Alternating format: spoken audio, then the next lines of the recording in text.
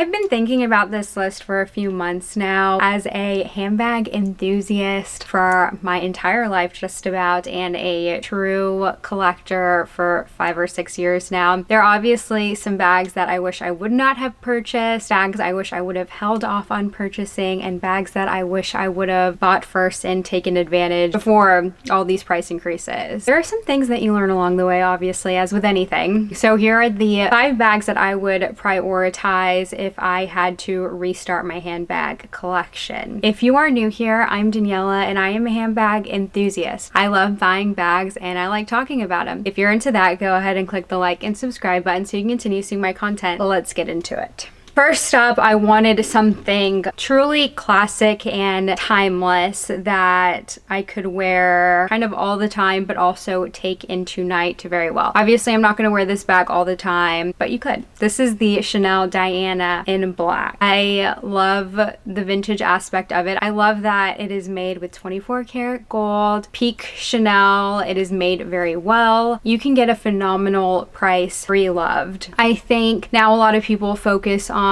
the Chanel double classic flap. That makes sense, but prices, hard to get around that when quality has gone down and they're no longer handmade. So I love this option and I love that you're not going to see it everywhere. That being said, it can be up to like a third of the price of a classic double and the quality is better. So what else is there to say about that? The other day I saw one on Fashion File for $2,700. I was like thinking about it, kept it on the browser, came back a few hours later and it was gone. You can find some really great prices out there and it is just a very like timeless bag. A bag that I would absolutely rebuy is my Louis Vuitton Petite Noe in monogram. Don't know what these are selling for. I'm thinking maybe around like $2,500, if not a little bit cheaper. But I love this bag so much because it just looks better with wear. This would be my daily everyday bag because it fits so much and it's not going to be all over the place like a Louis Vuitton Neverfull, which I still do love. But if I'm restarting and I'm only allotted 5 bags, then I want something a bit more not all over the place. This would be an immediate rebuy and it's just a classic Louis Vuitton, and with 5 bags I would probably only let myself get 1 Louis Vuitton and this would be it. I did toy around with adding like a Speedy, but if I was going to bring a Speedy in, it would either need to be the soft boho Speedy, which is like 5,000 or 6,000, or Speedy P9, but I would rather save that money for something else. Okay, obviously I need an Hermes bag in here. I was kind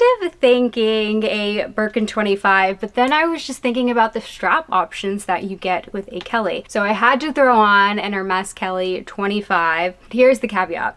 I would get it in box leather. And if not box, then I would definitely go for the Cellier style because right now I do have my Kelly 25 in Swift leather. And don't get me wrong, I wouldn't trade this bag for anything, but knowing what I know now, Swift is a very soft, supple leather and the Retorn style dresses it down a bit. So I feel like the box leather, it dresses it up a bit. You can get fab ones on the vintage pre-loved market and I love that and they look amazing. They're not all over the place. Not that I think Hermes Kellys are all over the place because they really aren't, especially where I live. I do love that it's a bit more dressed up than this one because this one is definitely a more chill bag. I love how the Kelly comes with the strap. You get 2 different options and it definitely makes the bag look a lot different if you're carrying it top handle or with the shoulder strap. Box leather is definitely not an everyday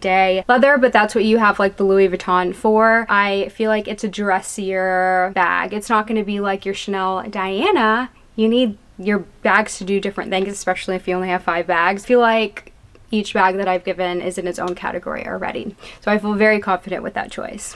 We have another bag that I probably would not change my selection on, and that would be the Dior Lady DeJoy in the micro size. I love this bag so much. I would do it in a fun color again. I think that pink for me is actually a really good neutral, so maybe I would keep the pink. But honestly, you can't go wrong with any color because it's so small that it's not really gonna clash with a lot. I feel like, I mean, it could, don't get me wrong, but I love this bag. It doesn't fit that much. It does fit my phone though. And you have the different strap options. You have top handle, you have the shoulder strap and the crossbody strap. This is a perfect evening bag as well. Every hand handbag collector needs a good evening bag. But with 5 bags, you don't just want to get like a crazy only evening bag. This can do it all with also being an evening bag.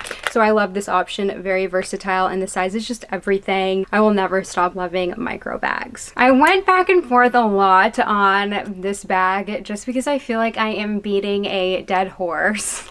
Everyone needs something nondescript and structured for like a work travel bag or just an everyday bag depending on what kind of lifestyle you live. And for me, this bag is the Bottega Andiamo in medium. I know, oh my gosh, stop already. Go treat yourself and buy the bag. That is how I feel. I feel like this bag would just like solve all my problems.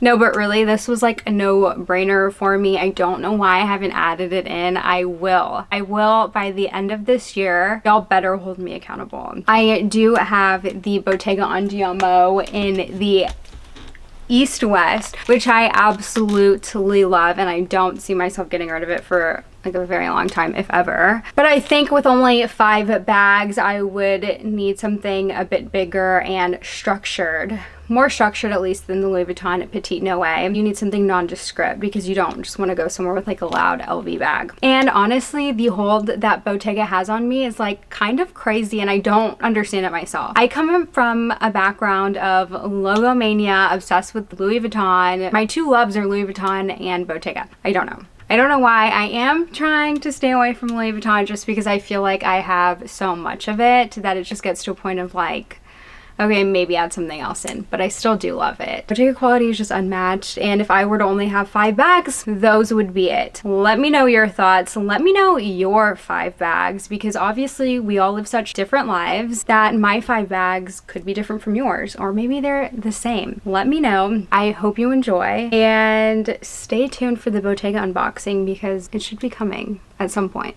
in the near future. Anyways, I will stop yapping and I will see you in the next video. Bye!